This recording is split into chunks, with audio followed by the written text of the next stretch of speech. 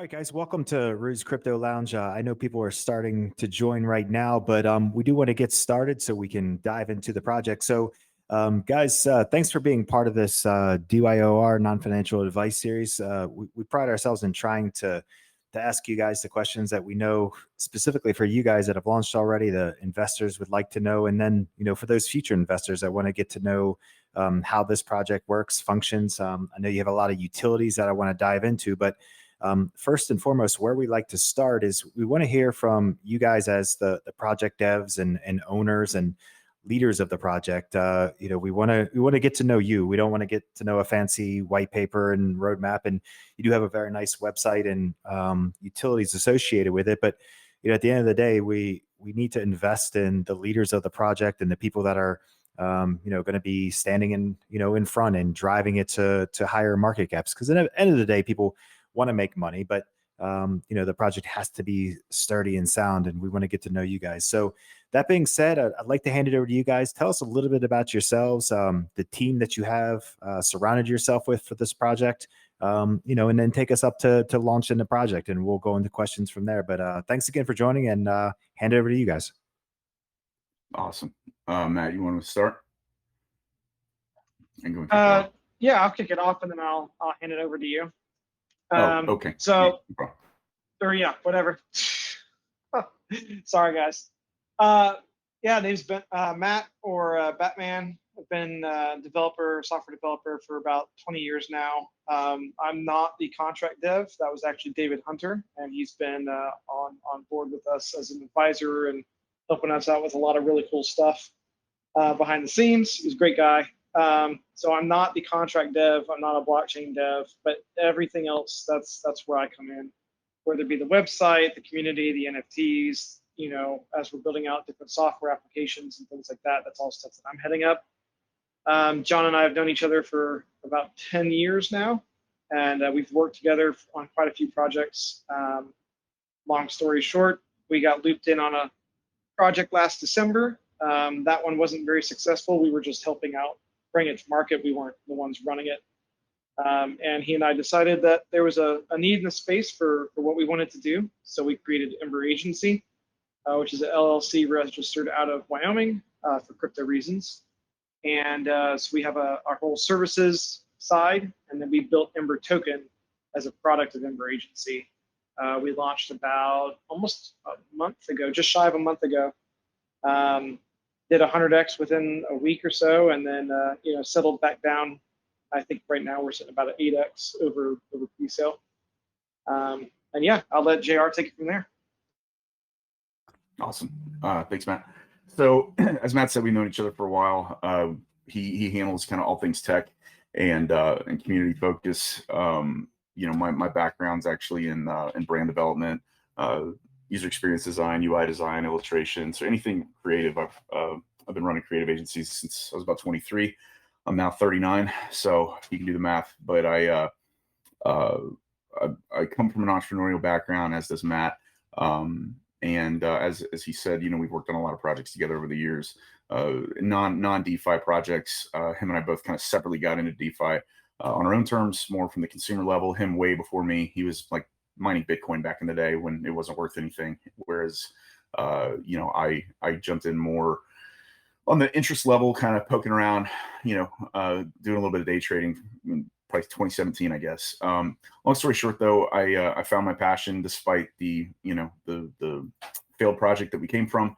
Matt and I both combined, put in over 1,100 hours, or excuse me, over 2,000 hours. I put 1,100 hours into that project, unpaid, and unfortunately, a bad actor got brought in by the former founder, and the project was rugged really bad. And rather than giving up, I said, I called Matt.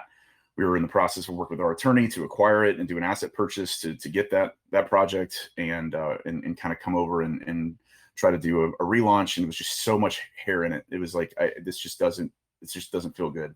So I called him and I was like, I'm not ready to give up on this. I said, a lot of these investors, a lot of these people are not only friends, but their family, their neighbors, clients, cousins, uncles, parents, grandparents, whatever.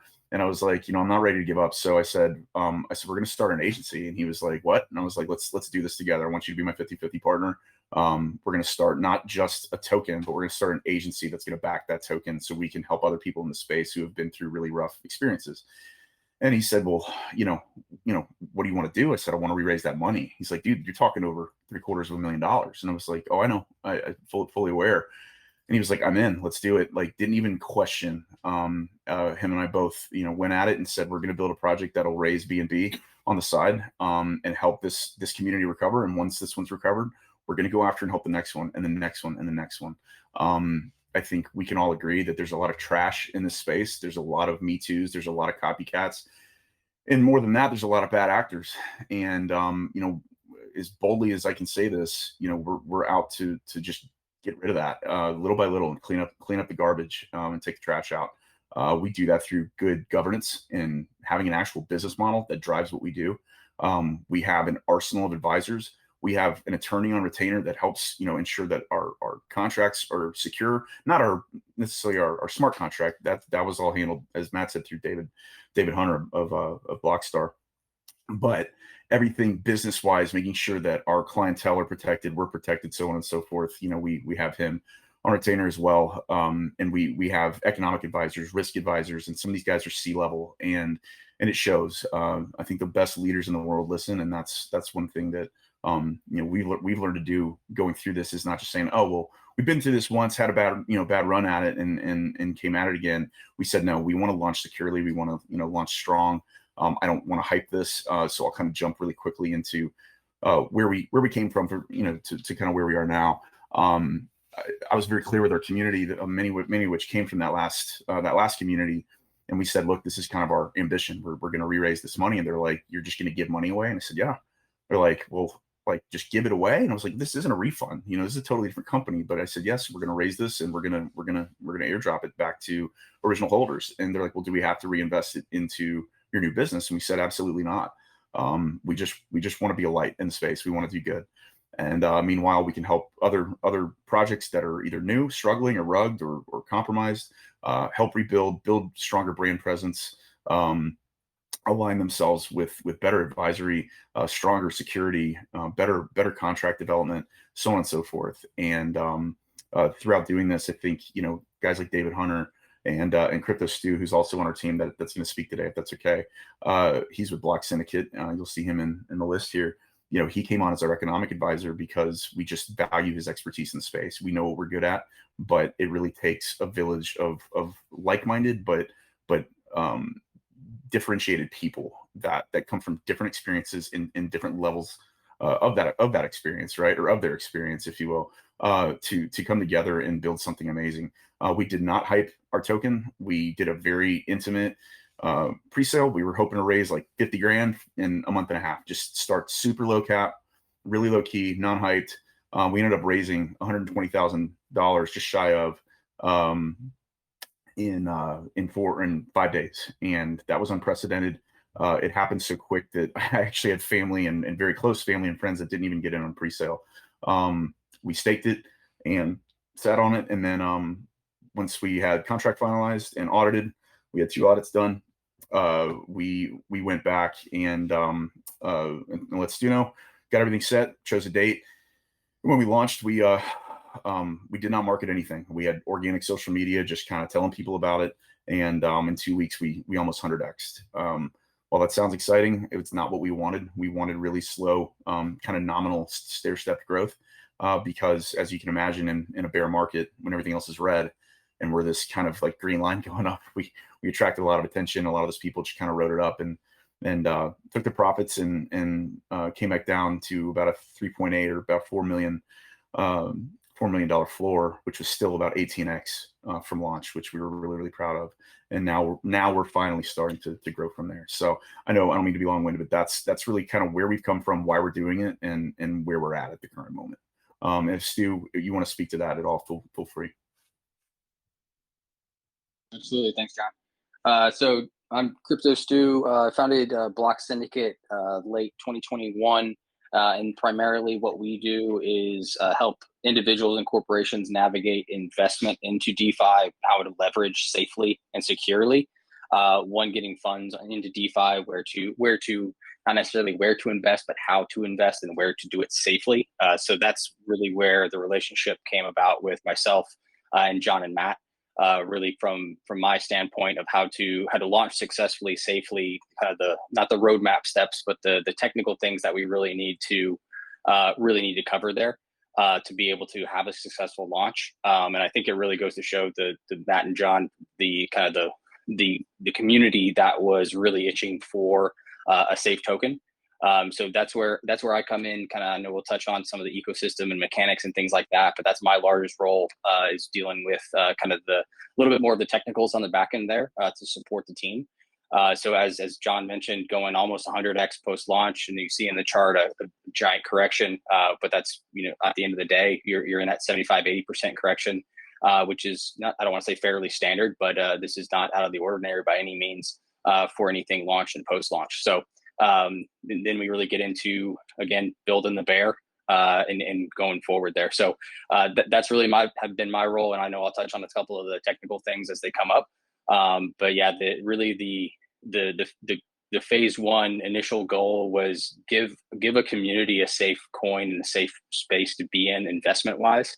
Obviously, with everyone doing their own research. But there's a huge gap in the space right now of things happen with charts and markets, but really from the safety and security being able to come in and actually do that in a very healthy investment strategy. So that's the biggest goal with Ember as a whole in the community, and then kind of the web continues to grow from a mechanics perspective. So that's where I come in, and that's the post 3 weeks now, or going on 4 now from launch. Where that's at the end of the day, we've had extremely normal and healthy market cycles. And again, with the market was doing its thing, Ember was launching and blowing everything else out of the water. So now we go into that long-term investment strategy. And that's really where the AMA circuit comes into play, of now exposing everybody to this. Everyone was pretty scared from an outside investor perspective, just seeing green candles. But now we can really talk about the long-term goals and where that's going for the entire agency and token. Fantastic. I mean, first, thanks for taking the time to go through that information. A lot of AMAs, when we asked the team I asked the team to talk a little bit about themselves, their past, their history, and why this project, they kind of speed through that, just wanting to get to the actual project details and give us what it does and all the fancy things. But you guys took the time to explain why you've done this, which is important. At least it is to me, to understand why there's this need that you've created in the market. So hats off to you for that, and I appreciate that. So talk to us about some of the main utilities. I heard you call yourselves an agency, which puts some, at least in my mind, some validity behind a brand and a name and an actual business versus just a token project. So I do want to hear about that, but talk us through the different utilities. Specifically, I'm interested in like the revival of projects, because that's not something I've heard before, and I want to get your take and how that's going to be accomplished. No, that's awesome. So I'll kick it off and let Matt kind of fall through. I only want to say really quick before I jump into that, one of my team members just did message me. If you want to get an idea of the real people behind this project, we're here to speak to that. But I want to talk about our community really quickly. As I mentioned, there was a lot of people that couldn't get in on pre-sale, and something really remarkable happened. One of the people that couldn't get in, who was a moderator in the previous project, actually became a very close friend of mine. I don't know if he's in this AMA right now, but he's gonna thump me for doing this. So long story short, he was happy about our growth, but we only got a 25% refund from the previous project that was still left on the ledger, and he needed that in his bank account. He was like, I can't invest, like I needed the money. And so everybody else, he's sitting there watching our charts climb, going 100x, and he's just drowning in like regret. And I'm like, man, we miss you in the community. Come join us. Come be a mod. Like, love you, man. Let's come join the team and your family. And he's like, I can't. Like, I'm borderline depressed. And when that kind of came around, it wasn't public knowledge, but it went through the cycles of some of the people in the community who are now, many of them are mods of ours. They ended up raising Ember for him in about I want to say about half an hour. I don't remember, Matt, you have to speak up the amount of Ember, but I know it was around the same amount that he had put into the previous project, which is over $30,000 worth of value at that time. And within half an hour, that got raised just out of the goodness of people's hearts. It was 25, it was about 20 plus million Ember. I know that. And to see the community, I mean, we as a brand, you know, and as the business, like we couldn't really step foot into that. But you know, I made a personal contribution, Matt made a personal contribution, but on behalf of Ember, that just sets an unfair precedent. And so we had to very, you know, distance ourselves from that as a business, but watching that community come together to bring him in and actually get him where he would have been had he been in on pre-sale, or at least close, was absolutely freaking incredible. And it brought grown men to tears on a call. And that person's life, you know, obviously based on our growth and our commitments, might be changed forever because of that, right? You know, as we see through the things we're going to do, and knowing that this community came together and did that was probably one of the most amazing things I've ever experienced in business. And it wasn't like, hey, here's $500 to throw in the pot. I mean, you're talking over $30,000 worth of value at the time, and it was absolutely remarkable. So I just want to cheerlead our mods, our community, for doing that and showing the world that there's good that can exist in this space. So with that said, it's a perfect, you know, tee up to you know, to our utility. So we started this with a mission. Matt and I were sick of bad actors, you know, lack of governance, you know, lack of structure, lack of business structure, you know, and honestly, really bad communication. Like, you know, those are all gaps in any business. And people have to, I think this market, this industry, this space has got, it absolutely has to start looking at cryptocurrencies as a real business and start treating their projects like such. When it becomes a hype game, a pump and dump, you know, when Lambo, like, cool, have goals, have fun goals, have realistic goals, have long-term, short-term, doesn't matter. But when you lack governance and you lack that business structure and who's on first, who's on second, and what are your stages of rollout, you can throw a roadmap to anybody. But when your goal is just to pump something up and you don't know how to support it, that's what creates, you know, bad projects. So when we decided, hey, we're going to go out, we're going to help projects that were either new to the space, maybe they have a great utility, maybe they have a good, you know, a good idea or even a cool name, or you know, a great concept, but they suck at marketing, or they just don't know how to build a brand, or they don't know how to engage with their audience, or they're not good at social media to connect, whatever that is. You know, that's where we can step in and help new projects, struggling projects. Let's say in that circumstance, you know, big rise, but they don't have protections in place for their longer term investors, and those long term investors become everybody else's exit liquidity, and the thing crashes, and they just don't have momentum. They have no marketing dollars, they have nothing to spend. You know, we hope to find ourselves, once we recover this first community, to be in a position where we actually become an angel investment, you know, resource. And we're going to go through a very detailed vetting process. We have C-level risk managers on board. We're partnered with Interfi. We're partnered with True Audit, which is David Hunter's co-founder of. We have absolute amazing resources that we want to leverage to help people create stronger footings in the space so they have a chance to grow. That's what people are looking for long term, and a lot of it doesn't exist. So we came into this with a need. Get rid of the garbage and be in front of it. At least we're not going to ever get rid of it, but how do we build more legitimacy through governance and through solid business practices to help build better brands, have better security, and drive more solid projects in the space.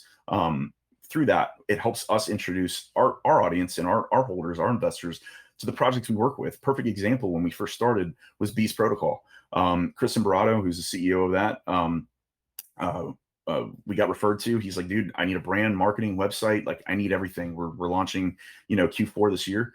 So before we even started really working on our own token, we got on retainer with those guys and helped them build Beast. They had the name figured out. I did their branding, worked with them on their NFTs, illustrated all those, so on and so forth.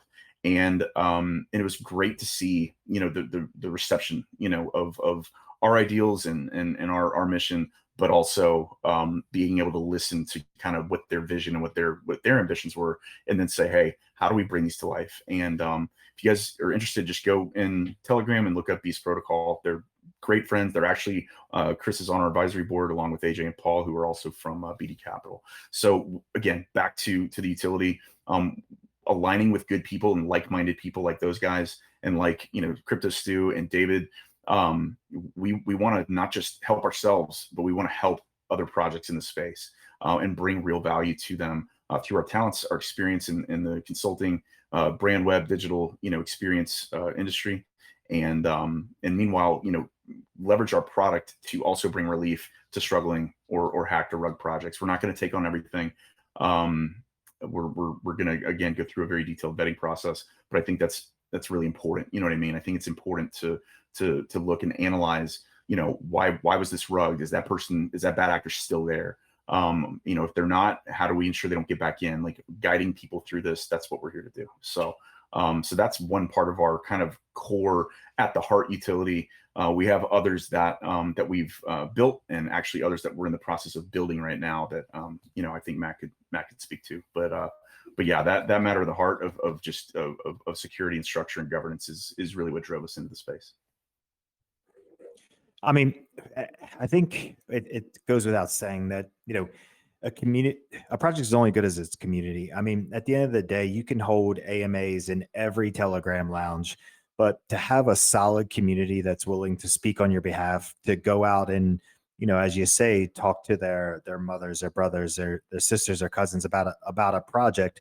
There's so much more power in that than holding an AMA with, a couple hundred people in there. So, that's where you have to start. If you have people in a community that are upset or disappointed or looking for those quick X's, that's what 90% of the communities are. But if you have folks that are rallying around each other and wanting to support a project, that's the best marketing tool you can possibly deploy as a team. So, that speaks for itself. Most people don't necessarily want to talk about their communities, because if you go into projects that have launched already, they've come into our lounge here just to pump their token or to try to get some buys out of them for an ROI. But you're talking about the community here. You're not talking about your chart, which it's sitting in a good spot, but you're really trying to build something. So I can appreciate that. What are some of the evaluation criteria that you're going to use to decide which ones you want to target or which ones you want to assist with? Stuart, Matt, if y'all want to take that, feel free to. I've talked enough. Yeah, I'll start off. Yeah. I'll give you a chance. And then Stu, if you want to tap in. So the first one we're going after is the community from Coyote Coin. That's where a lot of our community comes from, and that's where they learned about JR and myself. I think we proved ourselves to them over and over again about what we really feel about the space and how we want to give back. And so that's the one that JR was talking about, how we're going to end up donating like $750,000 back to them as that initial recovery aspect. From there, I think it's going to be based around word of mouth. Like, if a lot of our community members are in a lot of different projects.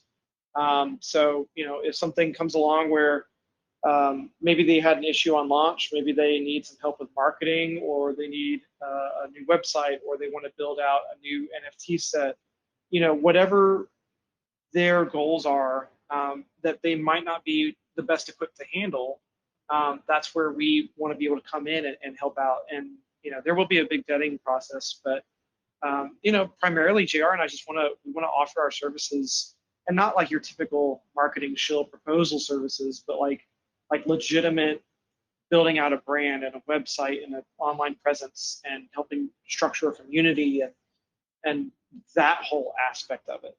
And really come alongside partners. And like Beast Protocol is probably, it's been a really good example. Like JR designed all their NFTs. I built out their website that's going to be launching in a week or so. And we've synced them up with our partners, with David on Blockstar, with their Launchpad, with Interfi on the audit side. So it's going to be a process for anybody that wants to kind of work with Ember Agency, and we'll continue to kind of flesh that out as we come along.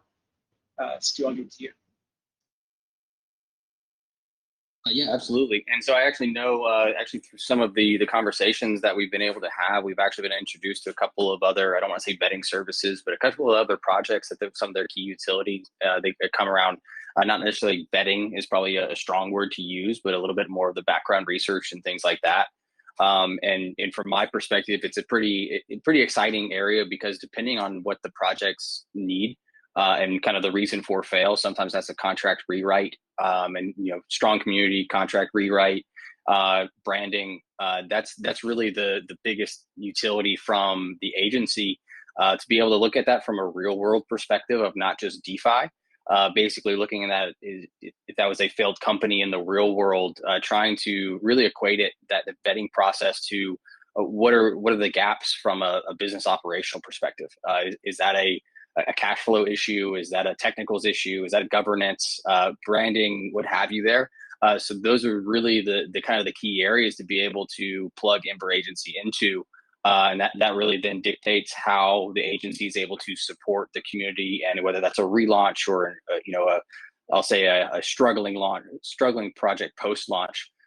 So it's from my seat, that's where you can really just take that assessment as it plays without having to really put yourself in a box for what you're looking for. It's not just this coin rugged, let's go help. It's much more of looking at it as a business process and a day-to-day business perspective of what does this project need, not just what does the coin need and what does the chart need. So, and I think that's really the intriguing part where, and the stance that the Ember Agency is taking as a whole, is that it's not just looking on PooCoin for rug projects and people that are out there that lost money. Obviously, if something's struggling, people have lost money, but it's really getting into the business process conversation with other projects. And then in turn, chances are if a project actually has those business process and drive, then you're starting to build more of that positivity in the space versus pump and dump coins, everybody investing along for the ride with kind of some sketchy mechanics in the background. So it's kind of just continuing to build that web of exposure to other projects, and then in turn building the real long-term utility across DeFi, because we all know it's a scary space right now. Very cool. So talk to us about some of the other utilities as well. I saw some mention of NFTs and rewards. I want to make sure we dive into those with details before we get into community questions. Absolutely. Yeah, I'll jump into that. So my background, I've been a global brand strategist for, again, about 16, 17 years. I've built mom and pop brands all the way to stuff you guys have probably, eaten or, drank off of the shelf in your local supermarket. I just kind of stay in the shadows and go off referrals. So that's really what I've done a lot in my career. But behind that, I've been drawing since I was probably 5 years old. I don't even know. I thought, how can I bring this artistic side of me beyond my CEO obligations, beyond my entrepreneurial obligations or aspirations rather, how do we bring art into this? And then, through time, obviously NFTs started blowing up.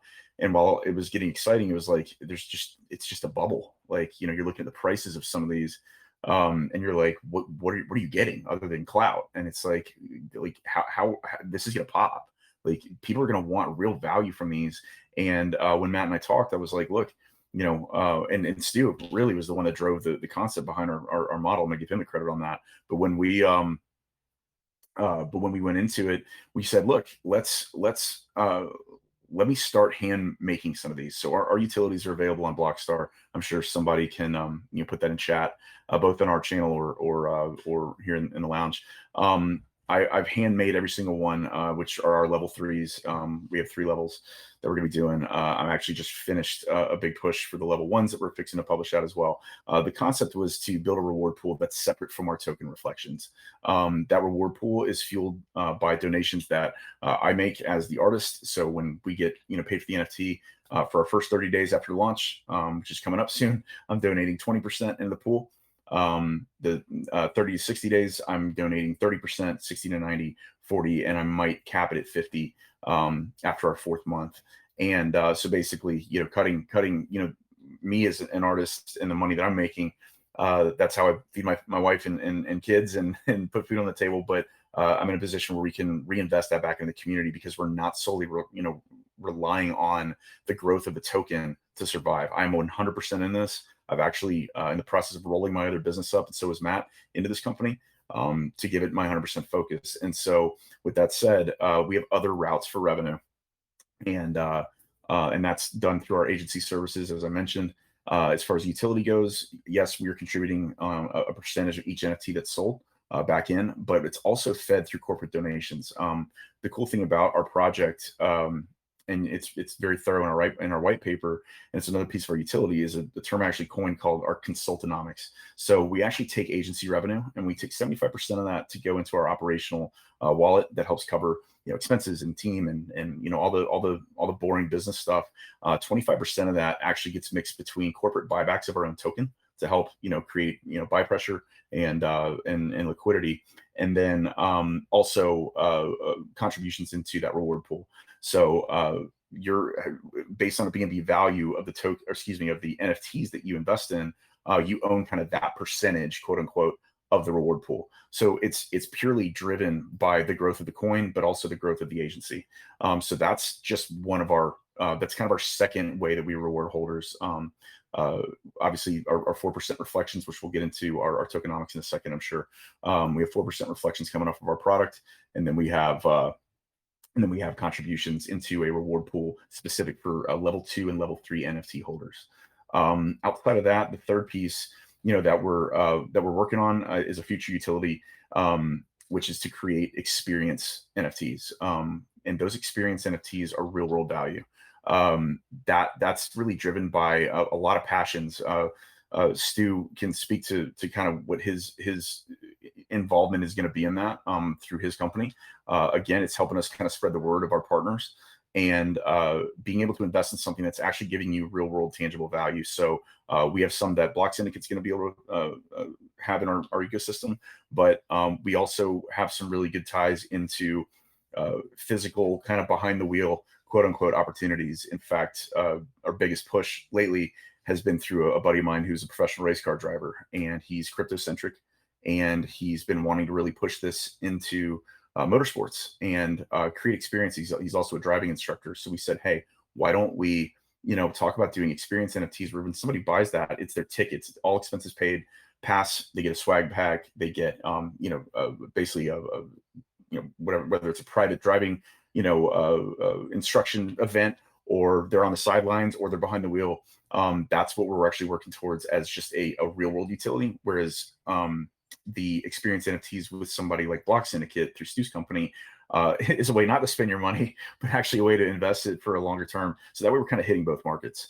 And so that's going to be mapped out for 2023. We have some really good alliances in the motorsports sector that we are working on. And it's not just about throwing our logo on a car. That's innately going to happen probably, Q2 to, Q3 next year.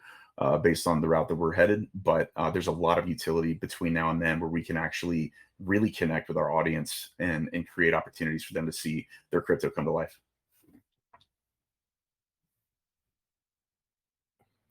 Excellent. So we talked about, you brushed into the tokenomics. Take me through, we already know the 10%, buy and sell. Take me through, the 90%, the lock-in. Or as you guys refer Stu, you want to speak to that? Sure.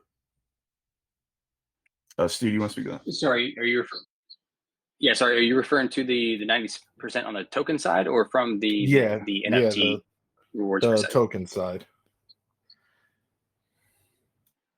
Okay, yeah. So obviously from the buy sell with the 10% on the buy sell tax, fairly standard with the big key, with obviously we do have a little bit of the standard of marketing and operations, as John calls the boring business things that have to happen. The 4% reflections, and then we do have the really interesting thing there is obviously the rewards portion, which is the recovery portion, which is going to that. Going to currently is the Coyote Coin community, which has been selected for those donations for that recovery, and then that's really the breakdown for the 10-10 buy sell. One very big key there, we do have a backdraft tax, which is actually if anything more than 5% of the holdings are sold, those taxes are tripled. So again, the agency as a whole is huge on education and doing things safely, and so really what we're promoting is that ethical whaling, which you are able to sell if that is the need. We've had a couple people, emergencies happened and life happens, and go from there. But really being able to promote the conversation around DeFi of how to invest into a chart and then how to safely remove money from a chart, what's best for the holder as well as best for the community and chart there as well.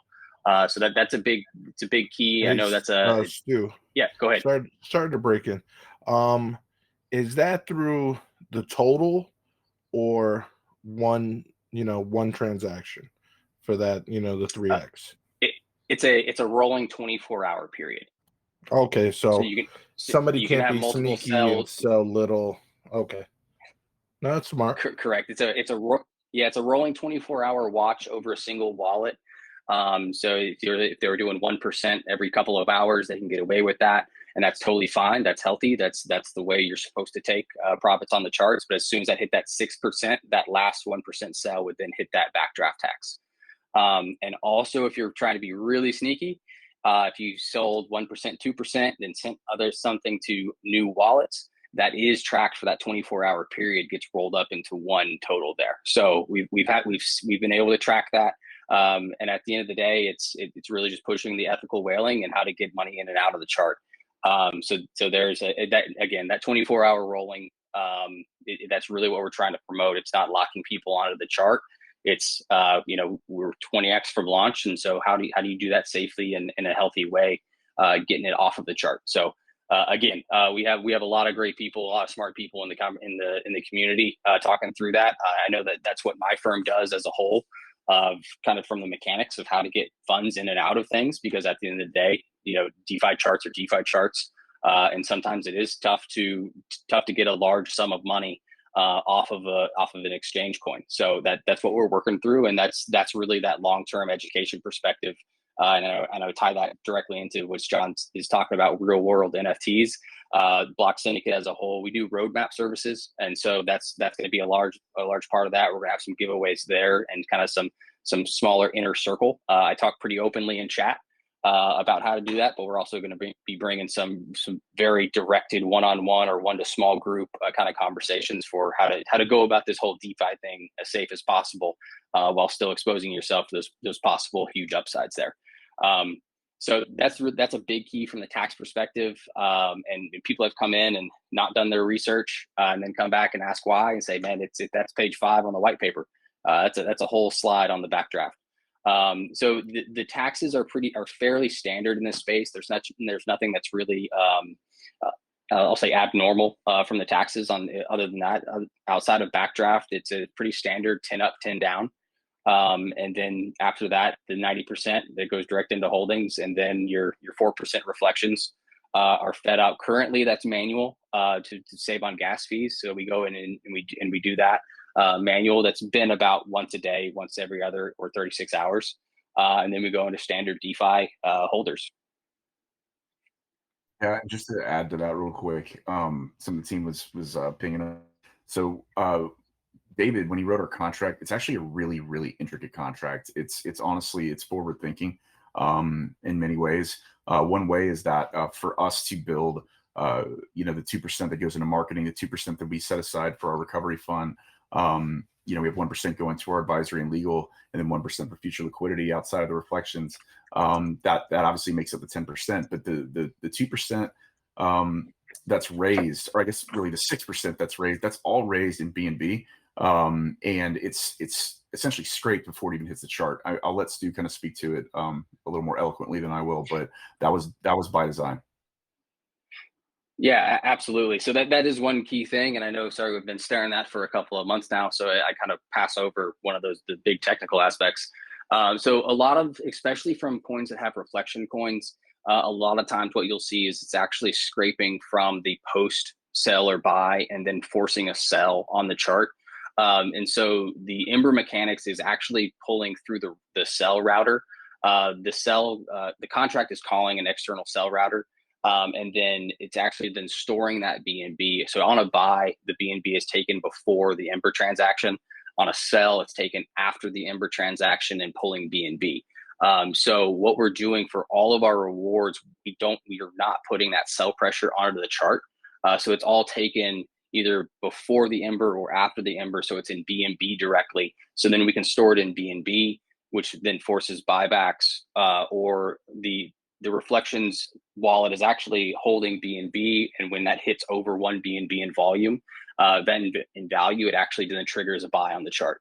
So a lot of those small things that we worked with David Hunter pretty in depthly to, at the end of the day, how do you get as much cell pressure off the chart as humanly possible?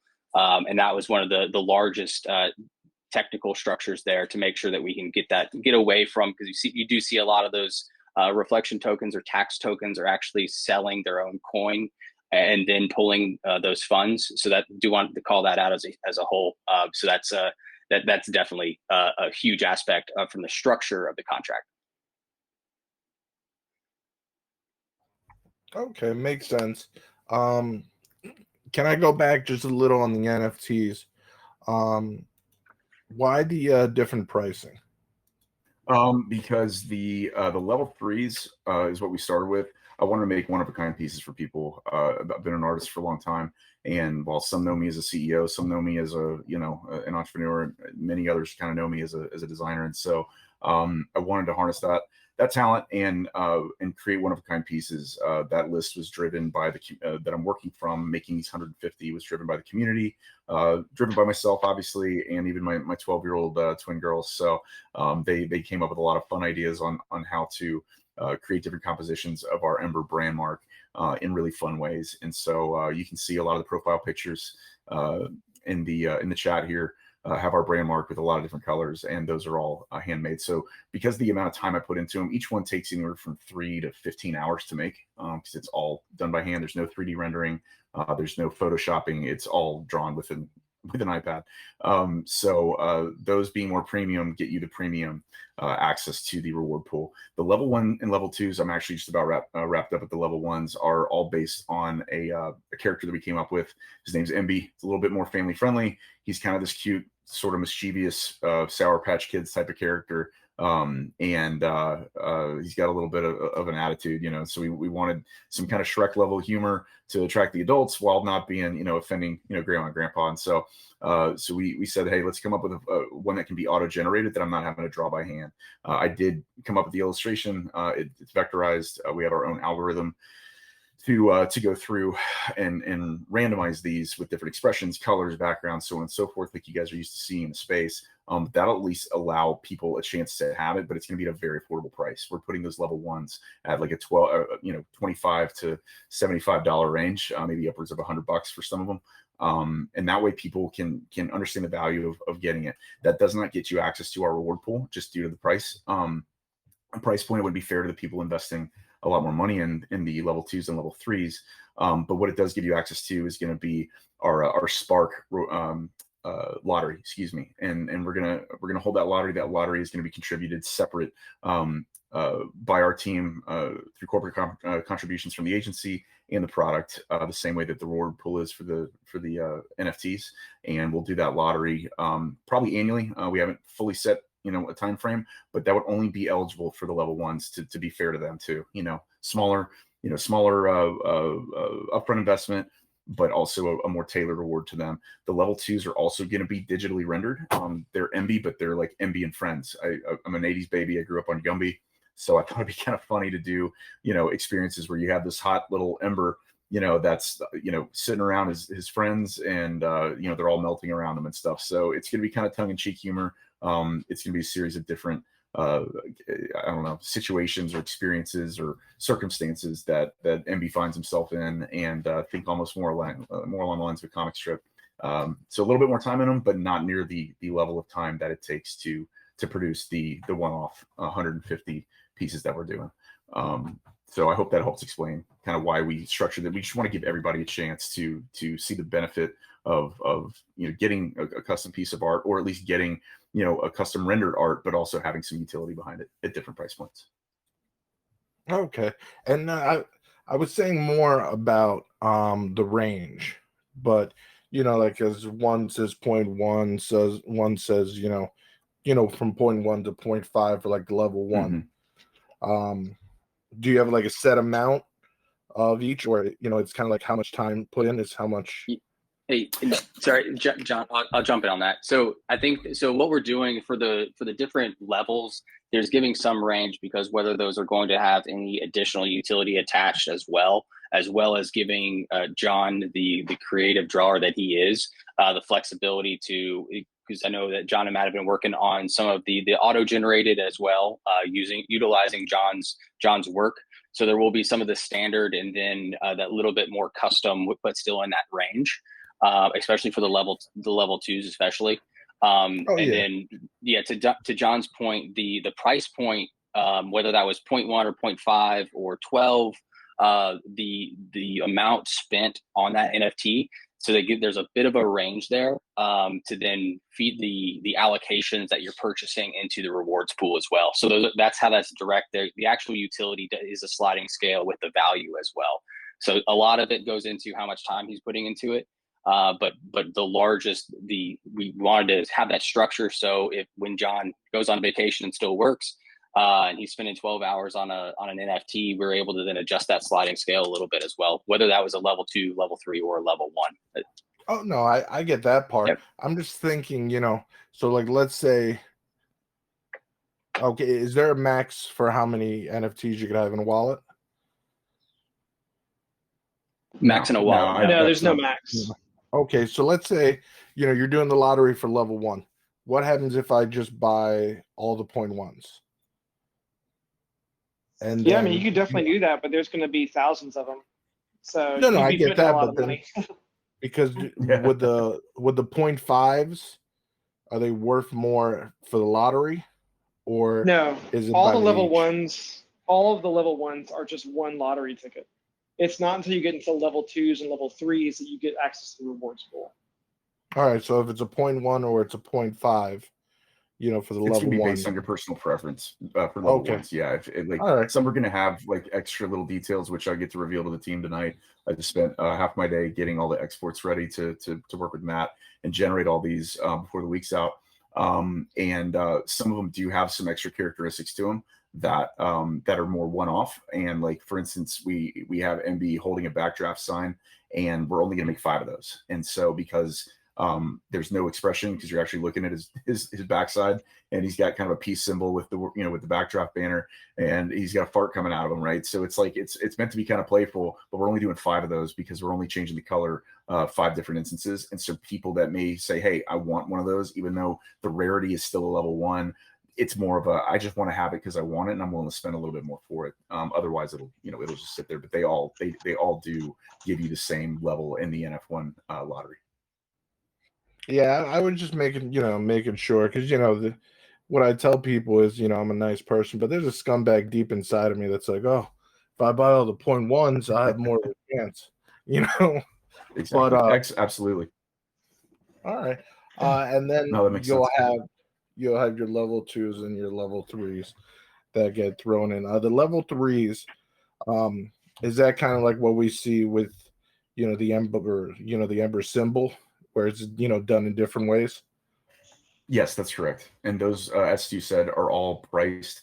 I work with each one of those individually. Like I did 3 today that I published.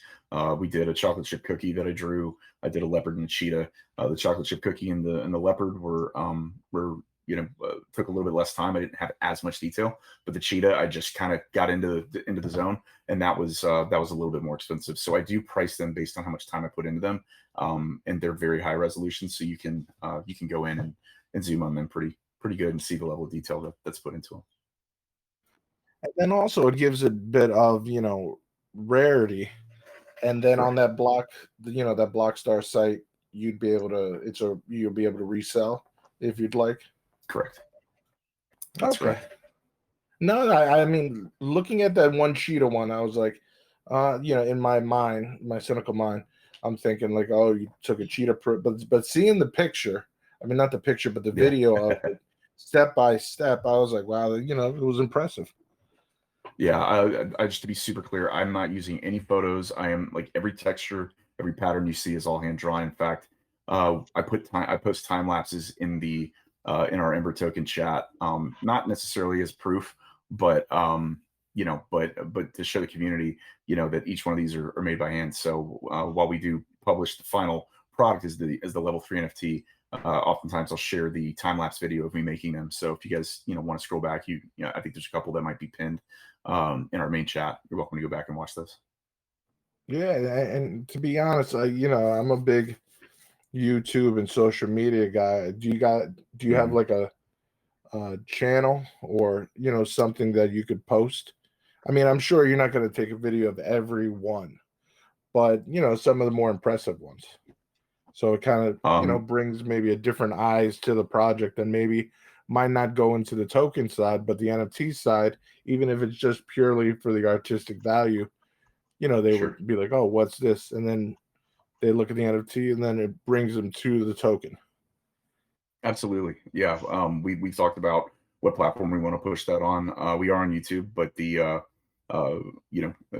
just, I was a few weeks old and these being made one by one, I hadn't gotten quite to that point, but I love the idea and actually appreciate the reminder to kind of push those out. We will be looking to get on TikTok hopefully before November as well. There's a big market out there for NFTs on there, and these time lapses would do great on there as well. So thank you. Definitely, hope to kind of spread art, but reward people while investing in it too. Oh yeah. And so with the launch, with it, skyrocketing up, and then there's going to be a pullback. Everything that goes up, eventually there's got to be a pullback.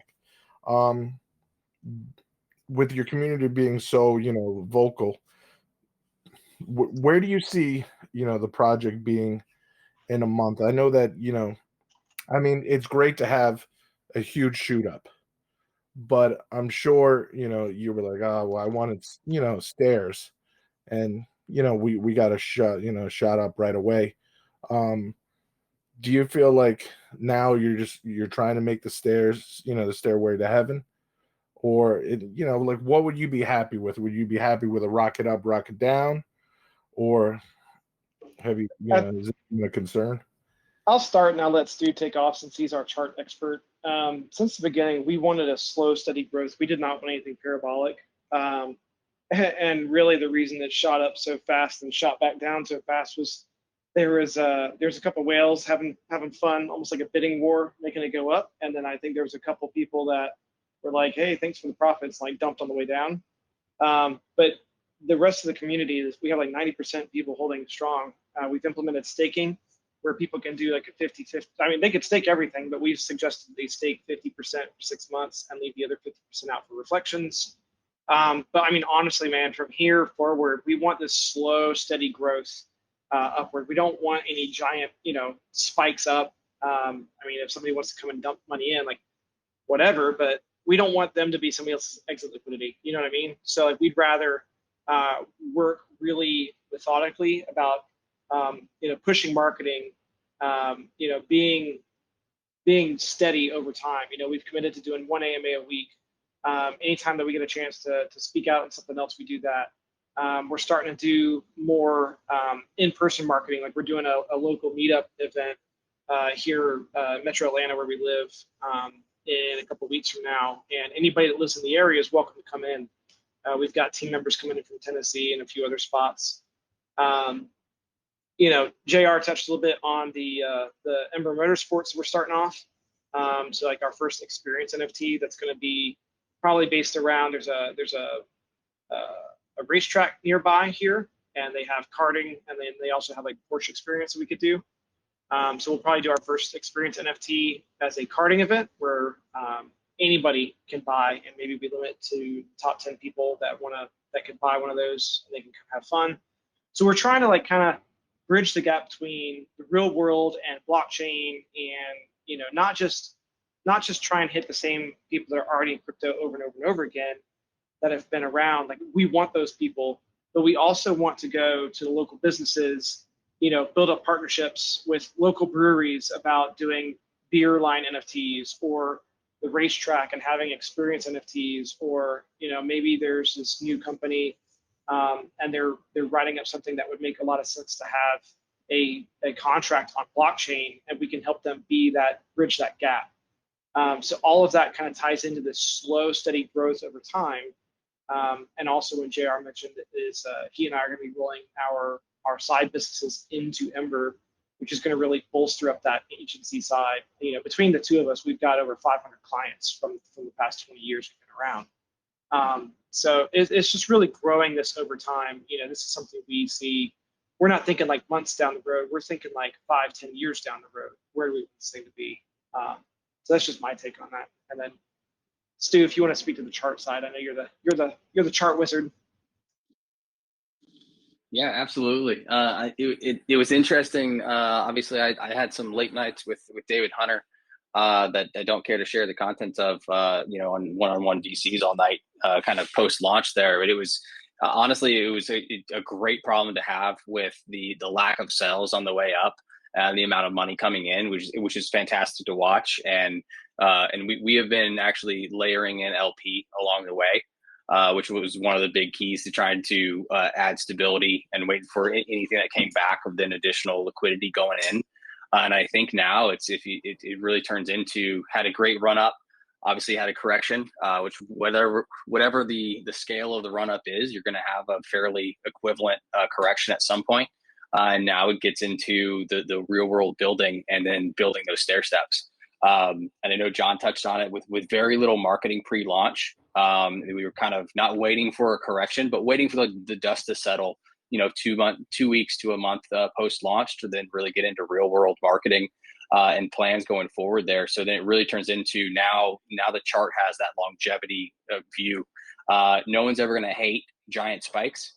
But really from a long-term planning, especially in the bear market, you're really looking for that stair step with those little mini cycles in the chart to just continue to build new floors and then grow as we go along the way. And on this project, have you guys done a multi-sig? We haven't implemented it yet. Right now, it's still under David's control because as we've been coming in early, there's a lot of changes you need to be able to make on the fly. There's a few front-running attempts that he was able to prevent them from doing anything too drastic, but he made some tweaks to that. But once everything is stable and everything's good, we've got a ledger. We'll be setting the contract offline, and we've discussed setting up a multi-sig. But we're all about security, where if that contract goes into fire safe and doesn't get touched unless there's some kind of emergency. So we're open to it.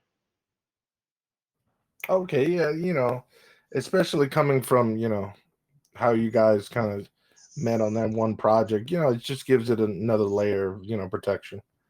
Oh yeah, absolutely. Now, if the founder of the other project hadn't given the keys of the kingdom to the bad actor, none of that would have ever happened. But yeah, absolutely, everything that we do is security is our number one concern, and how can we make sure that everything is stable and safe, and that's definitely on our mindset.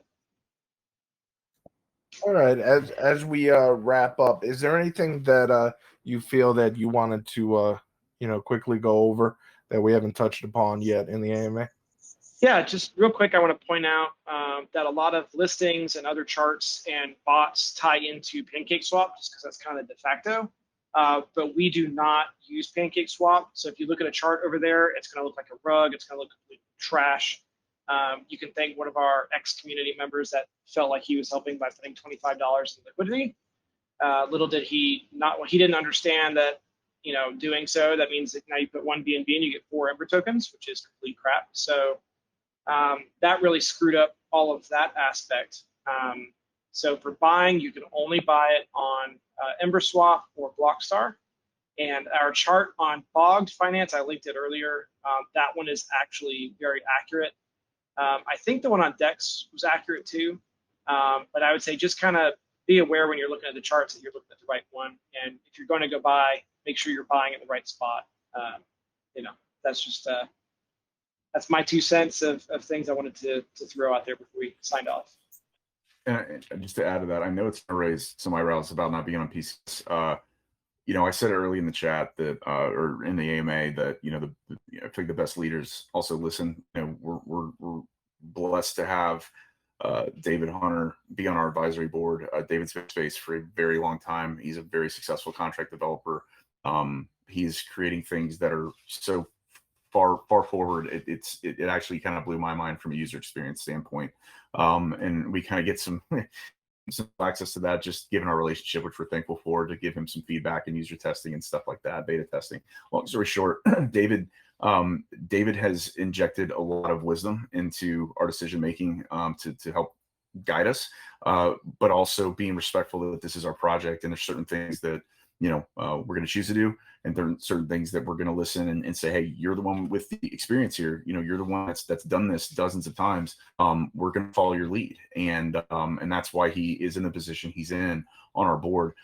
It was his recommendation to not do that, just due to many projects coming into the space that are choosing not to launch on Pancake. There's known front run attempts and exploits and things like that.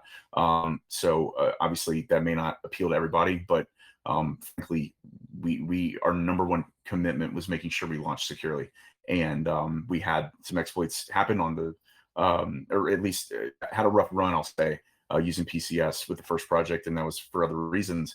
And it didn't leave a bad taste in our mouth, but when it came down to it, it flat out just wasn't going to work with our tokenomics. David, look, the way that this very intricate contract and the routers are structured, it's not going to benefit you long term.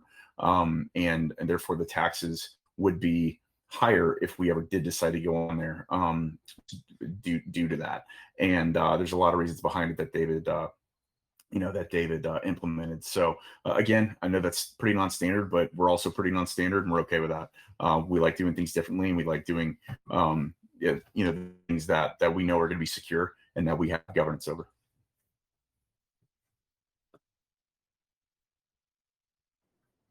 All right. First and foremost, I want to thank you guys for coming in. From the NFTs to, the token to now, you guys working on, on the agency side. It's refreshing to see. And I'm going to let everyone know, make sure you go over to the TG, check it out. We'll put it into the lounge. And thank you guys for coming. Yeah, thank you for having us. It was a lot of fun. Really appreciate the opportunity. Yeah, thanks for having us, man. All right. Have a good night, guys. And again, make sure go over to the TG, check it out. Always do your own research. And thank you for coming. Hey, JR. Awesome. Thank you. Yes, sir. I'm in Atlanta too. Oh, nice. And what part, if you don't mind me asking? Well, I was in Locust Grove, so not far from the racetrack. The guys nice. over in Hampton, that brewery, have you talked to them? I have not. We're actually really tight with Nofo Brewery. We're up in kind of North Metro Atlanta, and have some connections with Cherry Street Brewery. But happy to take a conversation offline if you have any leads there. Yeah, we really just send me a DM. We'll talk about it. Okay, that sounds great, Chris. Thanks so much. Good deal. Yeah, thank you again for having us, guys. It was really a lot of fun. And if you guys have questions, feel free to hop and chat. We have an army of mods and who are really just extensions of our team. They are our team. So any questions, please, feel free to hop in there and glad to answer. So other than that, you guys have a wonderful night. Thank you again, JR. Batman, Stu, thank you. Bye. Yeah, have a good one. Thanks for having me.